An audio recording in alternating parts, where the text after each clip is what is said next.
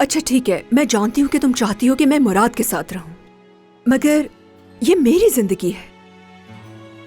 मुझसे पूछा कि मैं क्या चाहती हूँ नवाल। मैं क्या चाहती हूँ कभी आपने मुझसे पूछा? मुझसे भी तो पूछे कि मैं तौकीर के साथ रहना चाहती हूँ भी कि नहीं। कौन लड़की चाहेगी कि उसकी माँ उसके बाबा को छोड़ के किसी और से शादी करे? लड़की, मेरा और मुराद का किस्सा खत्म हो चुका है। तुम्हारे आने से पहले मुराद मेरी जिंदगी का हिस्सा नहीं था, समझो। और अब तुम चाहती हो कि मैं जिससे मोहब्बत करती हूँ उसे छोड़कर तुम्हारे बाप से शादी कर लूं? सच में? तो फिर उनके करीब क्यों गई? और अब आप मुझे कह रही हैं कि वो सब। बस कर दो नवाल, मुझे कुछ नहीं मालूम, कुछ नहीं मालूम, कुछ भी नहीं मालूम। हाँ ठीक है, हम दोनों से गलती हो गई। जाओ अपने बाप से पूछो, वो भी तुम्हें यही जवाब देगा। वो ऐसा हरगिज नहीं कहेंगे जैसा आप सोच रही हैं। बेटा मुझे माफ करना कि मैं तुम्हारे बाप की तरह परफेक्ट नहीं हूँ। तुम हमेशा उसकी साइड लेती हो।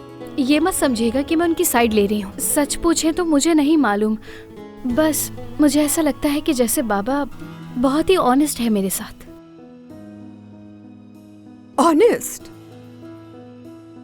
ऑनेस्ट? मत देखो मुझे इस तरह। अब बात सुनो मेरी। आज के बाद दोबारा तुम बगैर सोचे समझे अपने मुंह से कोई बात नहीं निकालोगी, ओके?